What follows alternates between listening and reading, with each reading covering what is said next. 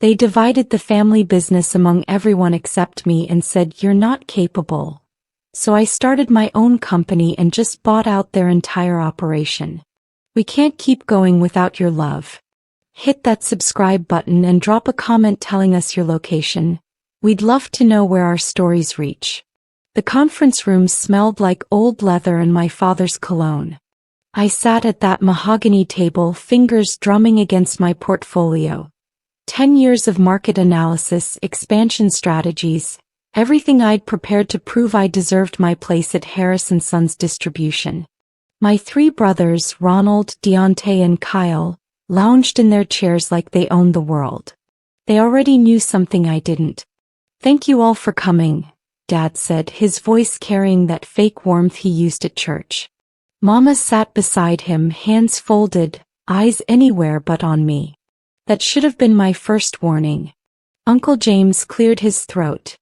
"We've made some decisions about the company's future." My heart hammered. This was it. I'd worked warehouse floors since 16, earned my business degree at night school, brought in 3 major contracts last year alone. While Ronald partied through college, Deontay failed upward and Kyle couldn't balance a checkbook. I'd been building this company's future. "Ronald will take over operations," Dad announced. My stomach dropped. "Deontay handles sales. Kyle manages logistics." I waited.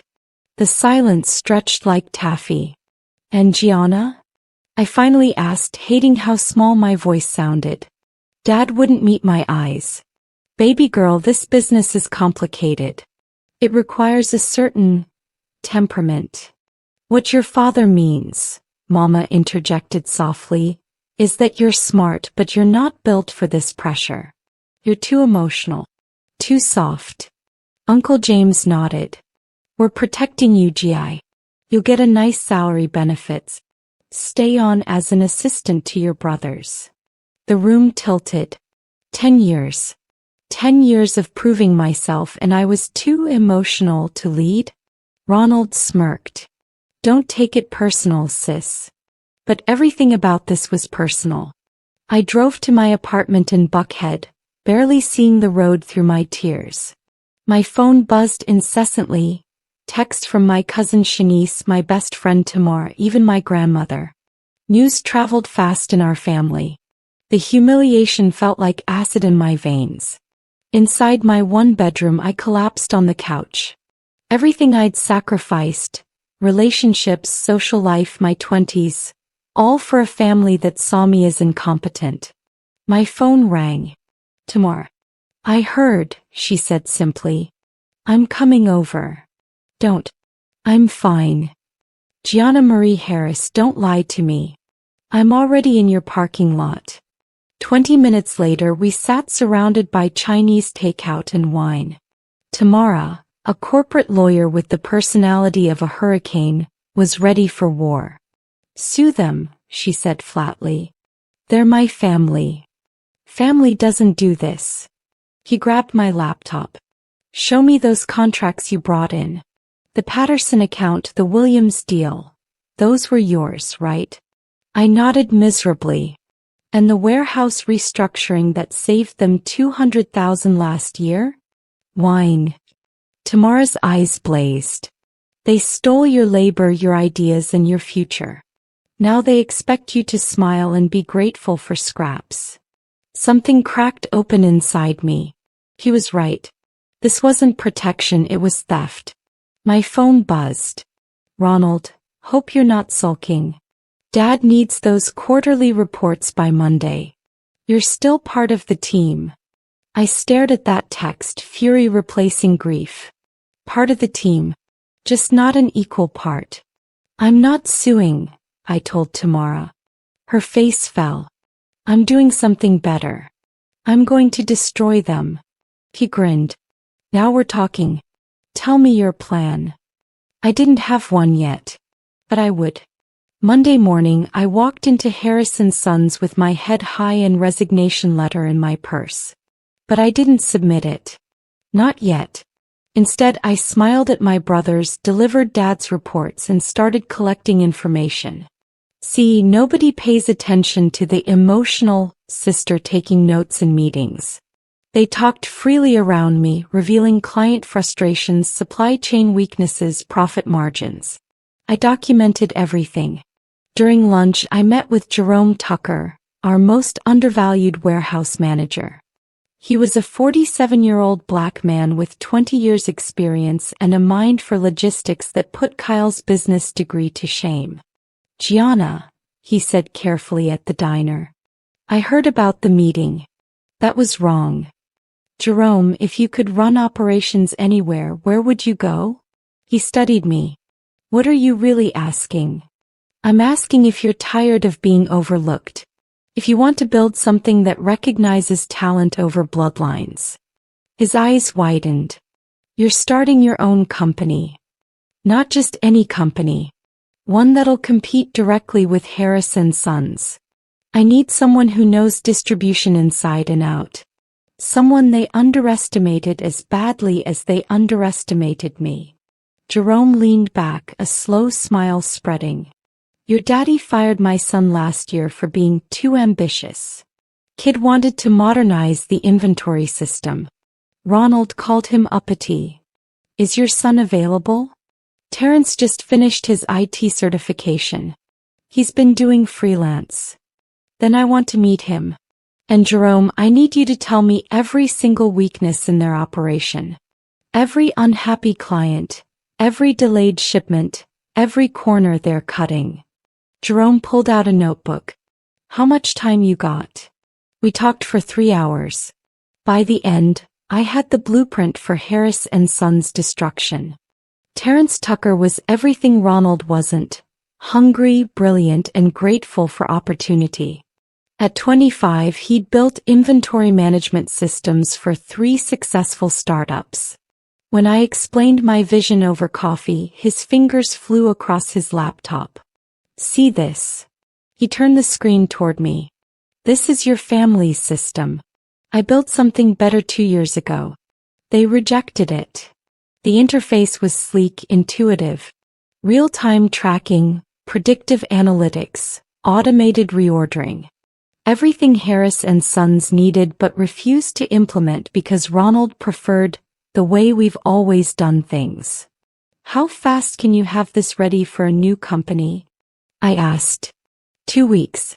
"But Gianna, starting a distribution company requires serious capital. We're talking warehouse space, inventory, trucks, insurance. I have savings. $200,000 from my grandmother's inheritance. I haven't touched it." Terrence whistled. "That's a start, but you need at least $500,000 to compete." I thought of my apartment, my car, everything I owned. "Then I'll get it." That evening, I visited my grandmother, Mama Rose, in her Cascade Heights home. At 78, she was sharper than all of us combined. She took one look at my face and poured 2 glasses of bourbon. "They cut you out," she said simply. "You knew." "Baby, I knew before they announced it. Your daddy called asking if he'd done the right thing. I told him he was a fool." Tears burned my eyes. "Mama Rose, I need help." "You need money." She sipped her bourbon. "How much?" $300,000. "It's too much, I know." "Done." I stared at her. "Gianna, I gave your daddy seed money for that business 30 years ago. He promised me women in this family would have equal opportunity. He broke that promise. Consider this me keeping it." With capital secured, I needed expertise. Tamar connected me with Carmen Rodriguez, a 52-year-old supply chain consultant who'd built and sold 2 logistics companies. She had steel-gray hair, calculating eyes, and a reputation for ruthlessness. Our meeting was at her Midtown office, all glass and chrome. "Tamara says you want blood," Carmen said, skipping pleasantries. "I want to compete with Harris & Sons." "Compete? That's ambition. What's your real goal?"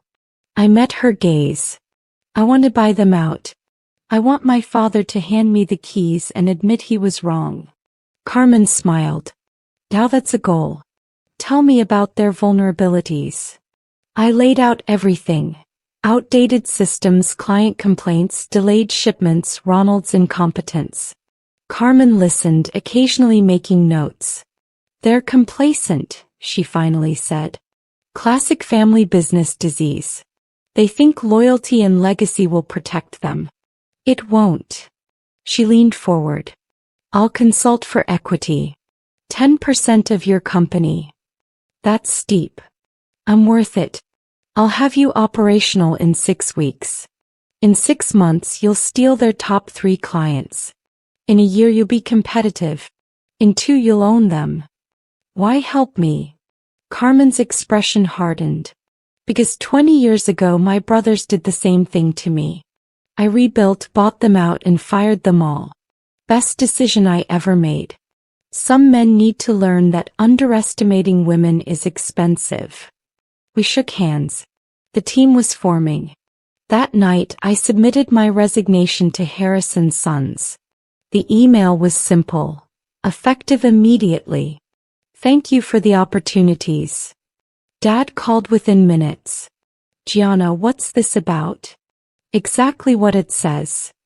Baby girl, you're upset. Let's talk. There's nothing to talk about. You made your decision. I'm making mine. I hung up. My hands trembled, but my resolve was iron.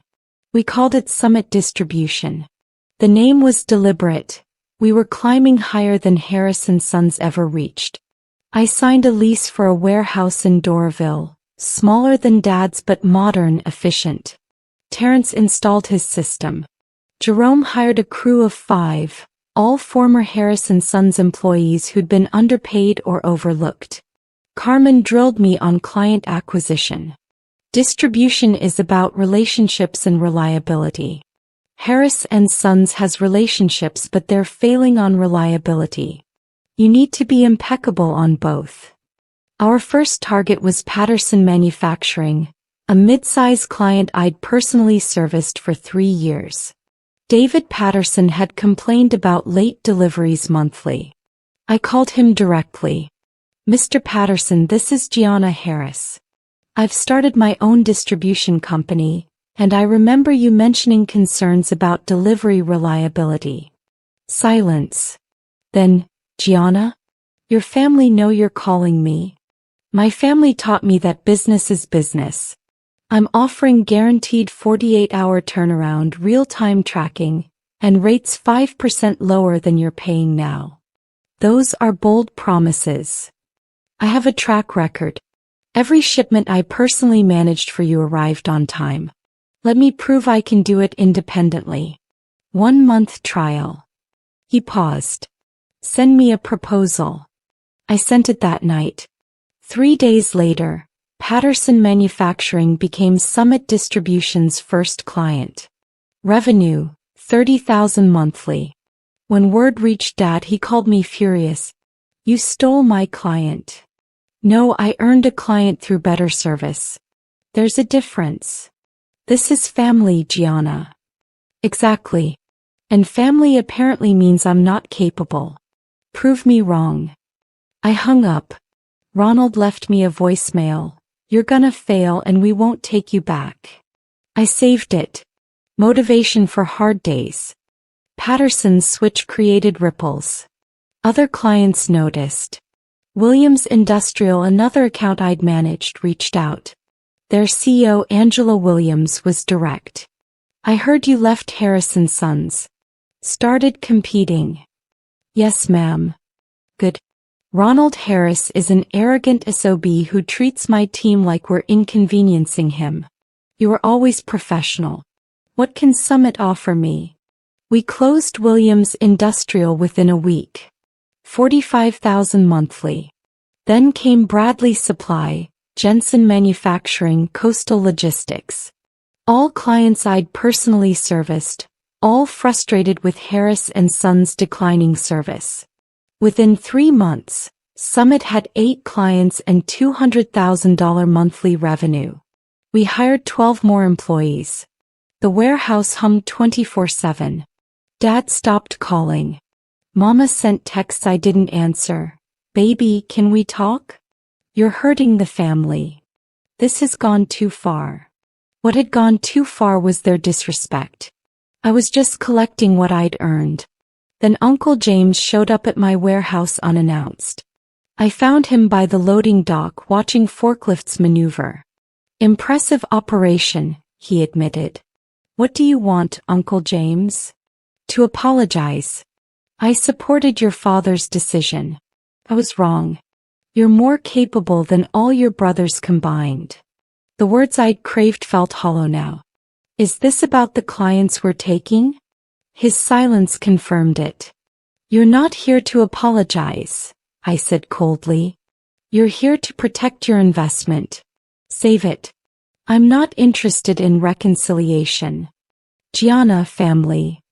Family protects each other. You all protected yourselves. There's a difference. I walked away, leaving him standing there. The little girl who'd craved their approval was gone. In her place stood someone far more dangerous. A woman with nothing left to prove to them. Success made us a target. It started small, delayed supply deliveries, permits suddenly requiring additional review, whispered rumors to clients about Summit's instability. Ronald's fingerprints were everywhere. Then it escalated. A shipment to Patterson Manufacturing mysteriously went missing. Our truck was found abandoned in College Park, inventory gone. $50,000 in goods vanished. Jerome found me in my office, jaw tight. Gianna, that truck was GPS tracked. Someone disabled it. Who had access to our system? Only internal staff and wait. His face darkened. Remember Daryl, the guy we hired from Harris & Sons last week? Daryl was Ronald's college roommate. I'd ignored the red flag because he had good references. Tamara, now Summit's legal counsel, pulled Daryl's contract. We can fire him, but we need proof for legal action. Terrence, always 3 steps ahead, had been suspicious. I installed redundant tracking on all vehicles after he started. Check this. The footage showed Daryl meeting Ronald behind a gas station, handing over our GPS codes. My brother caught on camera committing corporate sabotage. That's illegal, Tamara breathed. Industrial espionage. We can sue for damages and... No. My voice was ice. We're not suing. That's what they expect. We're going to do something better. I called David Patterson directly. Mr. Patterson, I need to be transparent with you. We had a security breach. One of our employees, a plant from Harris & Sons, sabotaged your shipment. But I want to show you exactly what happened and how we're handling it. I sent him everything. The footage, Daryl's connection to Ronald, our improved security protocols. Within an hour he called back. Gianna, I'm doubling our contract. That's integrity. Ronald's sabotage backfired spectacularly. Word spread about Harris & Sons' dirty tactics. 3 more clients switched to Summit. Our monthly revenue hit $350,000. Meanwhile, Harris & Sons was hemorrhaging. I heard through industry contacts that they'd lost 6 major accounts. Dad had to lay off 15 employees.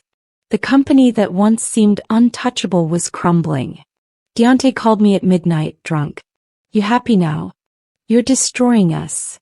I'm running my business. You're destroying yourselves. Dad's having chest pains. Stress. This is your fault. Guilt twisted in my stomach, but I forced it down. I'm not the one who told him I was incapable.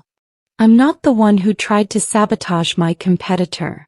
You all made choices. Live with them. We're family. Then you should have treated me like it. I hung up. But sleep didn't come that night. Images of Dad holding his chest, Mama crying, the family I'd once loved falling apart. Was this revenge worth it? Carmen found me in the warehouse at 3 a.m. running inventory. Second thoughts, she asked gently. He's sick. My father. Maybe I pushed too hard. Did you cause his stress or did his own poor business decisions? Both maybe. Carmen sat beside me. When my brothers betrayed me, I felt guilt too. Then I remembered I didn't break our family. They did. When they excluded me, humiliated me, stole my work. I just refused to enable their dysfunction. She squeezed my shoulder. You're not responsible for their failures, Gianna. You're only responsible for your success. Her words settled something in me. I couldn't control their reactions, only my actions. And my actions had been honest, strategic, and earned. The guilt didn't vanish, but it became manageable. I was building something real, something that valued merit over gender. That mattered more than their comfort. 6 months in, everything came to a head. Harris and Sons was struggling to make payroll. Clients were fleeing. The company my great-grandfather built was dying. Then Mama showed up at Summit. I found her in the lobby wearing her church clothes, looking small and tired. Mama, can we talk? Please. We went to my office. She sat, hands folded, tears threatening. Your father's in the hospital. His heart. The doctors say stress, high blood pressure. She looked up. He's asking for you. My chest tightened. Mama. I know what we did was wrong. I knew it then. I should have fought harder for you. Her voice cracked. But he's still your father. And he's sorry. Is he? Or is he just sorry he's losing? Both, she admitted. But doesn't he deserve a chance to say it? I thought of every moment I'd craved his approval. Every time I'd worked overtime, brought in clients, proved my worth. Every time he'd patted my head and given the real opportunities to my brothers. What does he want from me? To talk. To understand how we fix this. There's no fixing Harris and Sons, Mama. The company is broken because it was built on favoritism and pride. That foundation won't hold. Then what do we do? I took a breath, the answer crystallizing. You sell to me. Summit acquires Harris and Sons. I keep the staff who want to stay. I modernize operations. I make it profitable again. Mama's eyes widened. You want to buy us out? I want to save what can be saved. But on my terms. No more boys' club. No more nepotism. A real business. She was quiet for a long moment. Your father will never agree. Then Harris and Sons dies. His choice. Mama stood, wiped her eyes. I'll tell him. But Gianna, can you at least visit him? As his daughter, not his competitor. That request was harder to refuse. I'll think about it. I went to Piedmont Hospital that evening. Dad was in a private room, hooked to monitors, looking older than I'd ever seen him. Ronald sat beside the bed, glaring when I entered. What's she doing here? He snapped. I asked her to come, Dad said weakly. Ronald, give us a minute. Dad. Now. Ronald left, shooting me a venomous look. Alone with Dad, I felt like a child again, craving his approval and hating myself for it. Gianna. His voice was rough. Sit. I sat, keeping distance. Your mama told me about your offer. Buying the company. It's a fair offer. Above market value, actually, considering your current position. He flinched. You know what hurts most? You were always the smartest. I knew it. But I couldn't. He stopped, struggling. My father told me women don't lead. That men must provide, protect. I believed him. I raised my sons to take over because that's what I thought was right. You thought wrong. I did. Tears slipped down his weathered face. I watched you build Summit. Heard about your integrity, your strategy. You became everything I hoped for my sons. And I lost you because I was too proud and too stupid to see what was right in front of me. Something in me softened just slightly. Dad, I can't just forgive this. You didn't just overlook me. You crushed me.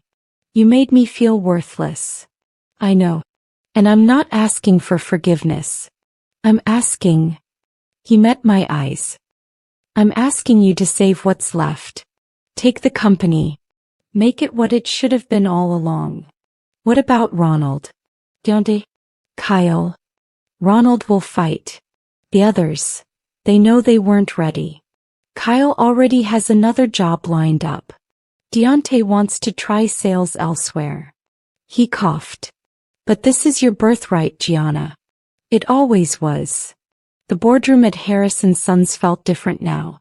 I sat at the head of the table, Carmen beside me, Tamara across. Dad was there, still weak but present. Uncle James, Mama, and a very angry Ronald completed the circle. This is bullshit, Ronald erupted. You're letting her steal our company.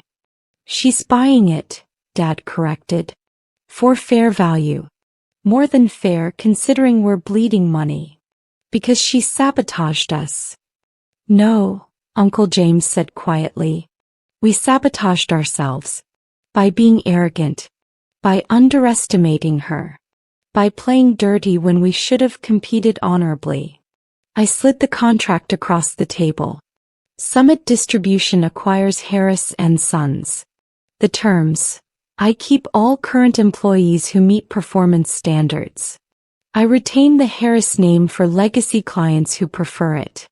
Dad and Uncle James get paid out over 5 years with interest. Everyone else. I looked at Ronald. Everyone else needs to interview for their positions like any other candidate. Ronald shot to his feet. Interview? I've worked there for 8 years. And in 8 years you lost 12 clients, failed to modernize, and committed corporate espionage against a competitor. That's not a resume, Ronald. That's a liability. Dad. Ronald turned desperately. Dad shook his head. She's right, son. You're not qualified. Maybe with time and humility you could be. But not now. Ronald stormed out, slamming the door. Deonte and Kyle exchanged glances but stayed seated. What about us? Kyle asked quietly. Interview, I repeated. Show me you can do the job.